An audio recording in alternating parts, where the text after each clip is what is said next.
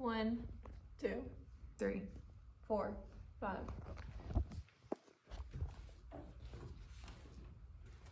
Hi, my name is Jada Ivy, and this is my informative speech over the psychology behind insomnia. Insomnia is a common sleep disorder that can cause problems while people are trying to fall asleep, or they can prevent you from getting a good night's sleep. Insomnia affects people in many different ways and is more common than you think. About 1 in 3 adults will suffer from insomnia. There are different types of insomnia. One of them is a short term, which is caused by stress or a person's change in schedule or environment. This type of insomnia can last for a few days or a few weeks. The long-term insomnia can occur way more often and normally occurs 3 or more nights a week. Long-term insomnia can last for 3 months or more and is considered to be chronic insomnia when it has lasted for more than a month, 3 days a week. The website American Psychological Association says that when sleepless nights persist for longer than a month, the problem is considered chronic. Long-term insomnia cannot be narrowed down to a specific cause. The website National Heart, Lung, and Blood Institute wrote an article about insomnia and explained what it was and how it can be diagnosed. The website says, to diagnose insomnia, ask your healthcare provider and they will tell you about your sleep habits and ask you to watch them and report back to them. They may ask you to keep a sleep diary so they know your nightly routine and your nights throughout the sleep into the morning. It is recommended that you keep a healthy lifestyle and habits for your sleep schedule and keep the same schedule so you don't develop insomnia. Cognitive behavioral therapy for insomnia and medicines can help you to manage your insomnia.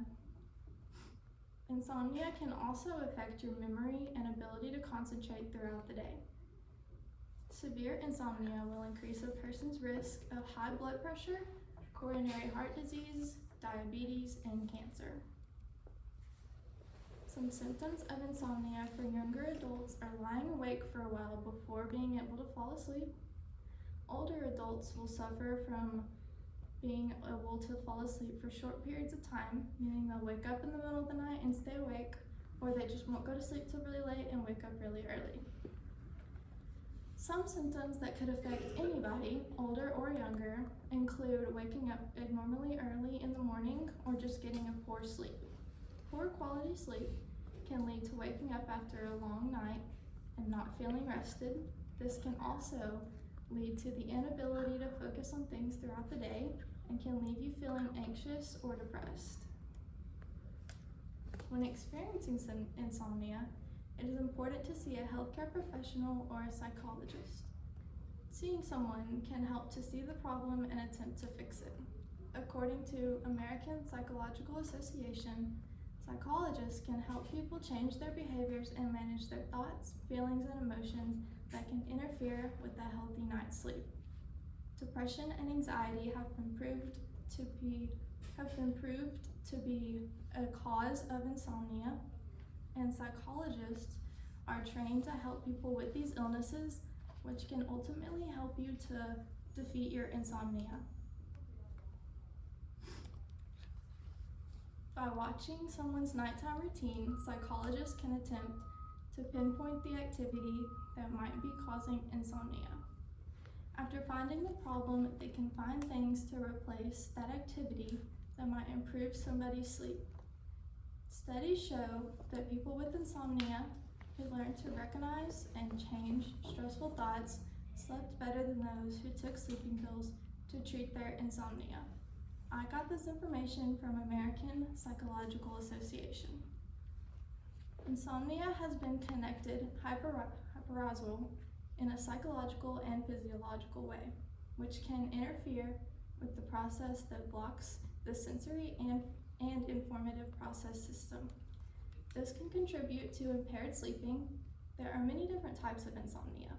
Insomnia can be psychophysiological or a central nervous system process, also called idiopathic insomnia. Psychophysiological insomnia is the most common type of insomnia.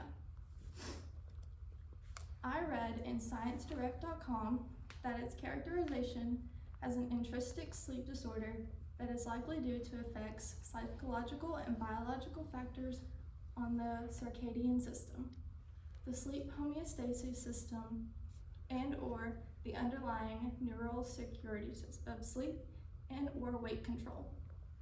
ScienceDirect.com also says the treatment of insomnia may involve such behavioral techniques as phototherapy, sleep restriction, stimulus-controlled therapy, progressive muscle relaxation, cognitive behavioral therapy, and the short-term use of hypnotic medications. Psychophysiological or primary insomnia is caused by cognitive arousal.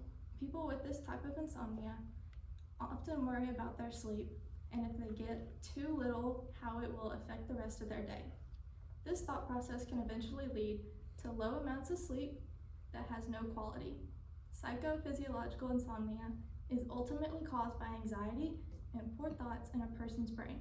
Primary insomnia is defined as physical or mental health disorder.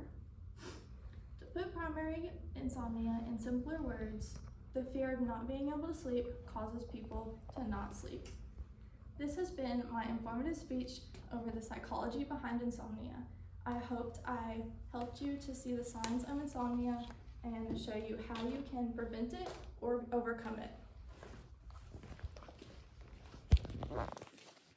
1, 2, 3, 4, 5.